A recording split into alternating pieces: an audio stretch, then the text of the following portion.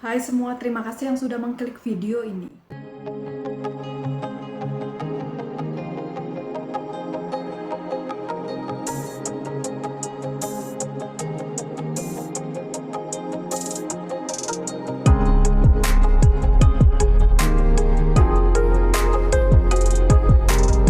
Kerajaan Inggris menjadi monarki paling populer di dunia.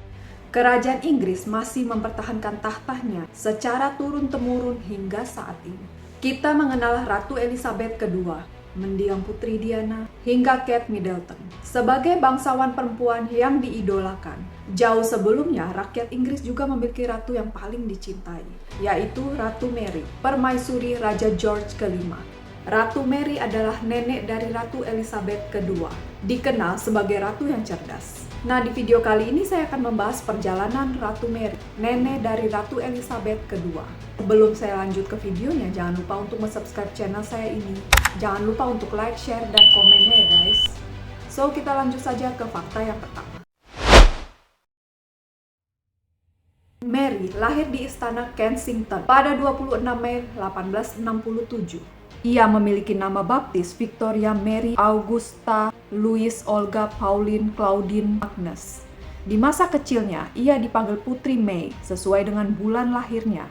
Ratu Mary mewarisi darah bangsawan Inggris karena ibunya, Putri Mary Adelaide dari Cambridge, adalah cucu Raja George III yang berkuasa sejak 1760 sampai 1820.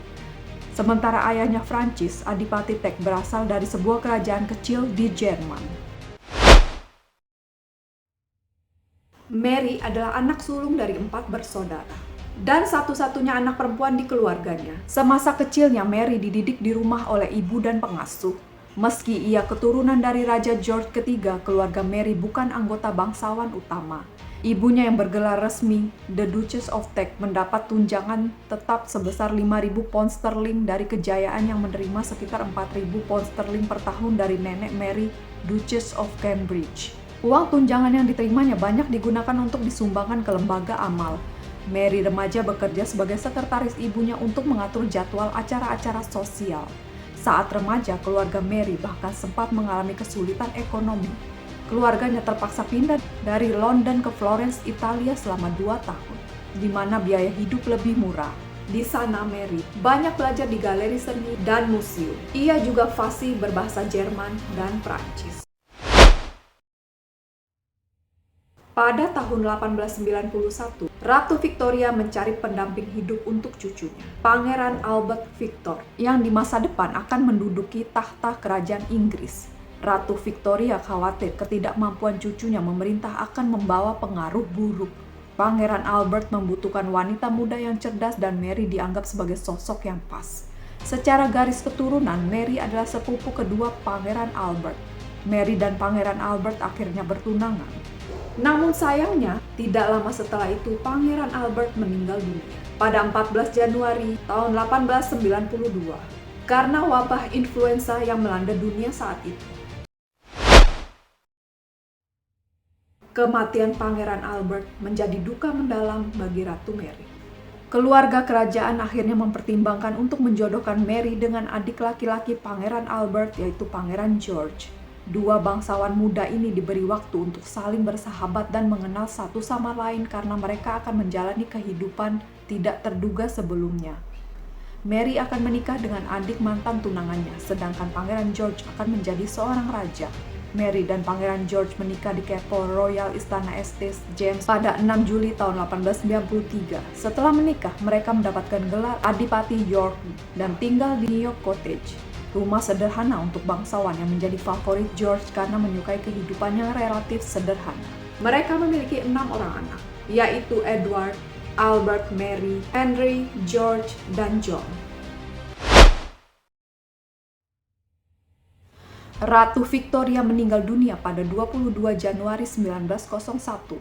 Kondisi ini otomatis membuat ayah mertua Mary, Pangeran Edward, naik tahta menjadi Raja Edward ke-7. Kemudian pada 9 November 1901, Pangeran George diangkat menjadi Prince of Wales atau putra mahkota. Mary setia mendampingi sang suami melakukan tur sebagai putra mahkota ke negara-negara wilayah kekuasaan kerajaan Inggris. Perjalanan yang panjang membuat Mary harus meninggalkan anak-anaknya dalam waktu yang lama.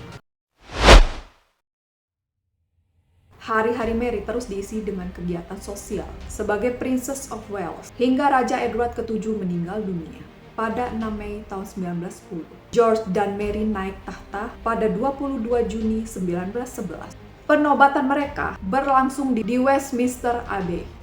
George memilih tetap menggunakan namanya sehingga ia bergelar Raja George kelima. Sementara Mary diminta untuk menghapus salah satu nama resminya, Victoria Mary. Ia memilih untuk dipanggil Mary karena tidak ingin dikenal dengan nama yang sama seperti nenek suaminya, Ratu Victoria. Ratu Mary adalah permaisuri sekaligus pendukung utama bagi suaminya. Ia mampu memberi nasihat bijak dalam mengambil keputusan hingga menghadapi permasalahan sipil berbekal kecerdasan dan wawasannya. Selama Perang Dunia ke-1, ia juga melakukan penghematan di istana, menjatah makanan, dan mengunjungi prajurit di rumah sakit. Raja George kelima jatuh sakit pada tahun 1920-an. Ia melawan sakit paru-paru yang dipicu kebiasaannya merokok. Ratu Mary setia merawat suaminya hingga 20 Januari 1936 Raja George kelima meninggal dunia, tak lama setelah mereka merayakan ulang tahun perak pernikahannya. Setelah Raja George kelima meninggal dunia, putra tertuanya yaitu Edward naik tahta sebagai Raja Edward ke-8. Sementara Ratu Mary menjadi The Queen Mother. Namun sayangnya Raja Edward juga menyebabkan krisis konstitusional karena keinginannya untuk menikahi seorang janda asal Amerika, Wallis Simpson. Ratu Mary menolak keinginan putranya karena bertentangan dengan ajaran gereja Anglikan.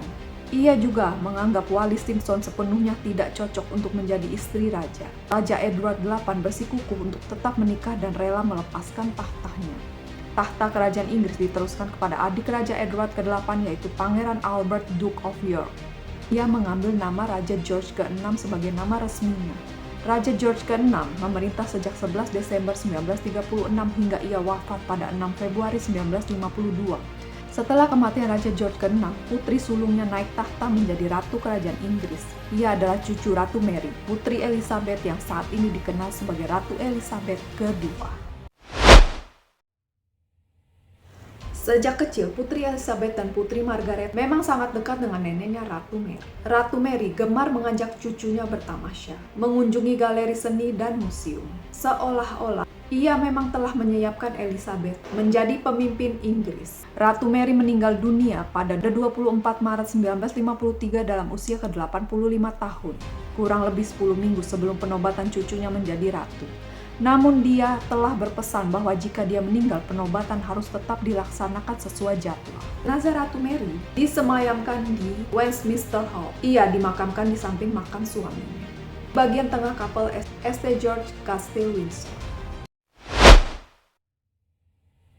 Ratu Mary dikenal sangat menyukai batu permata dan perhiasan. Ia mengumpulkan berlian dan permata legendaris selama menjadi permaisuri dan mengubah perhiasan menjadi lebih bergaya.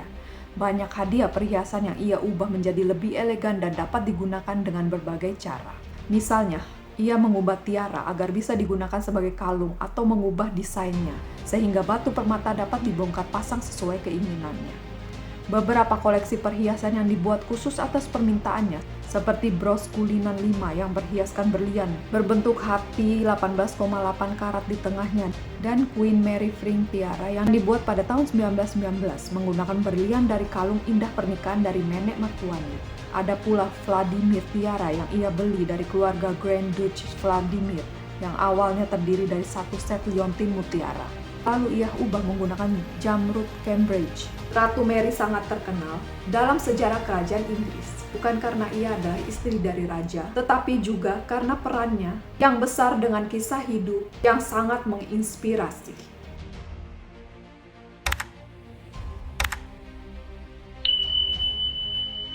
Nah, itu tadi adalah fakta perjalanan Ratu Mary, nenek dari Ratu Elizabeth kedua. Bagaimana pendapat kalian guys? Jangan lupa tulis komentarnya di bawah ya. Sekian dulu video dari saya. See you in my next video. Thank you for watching.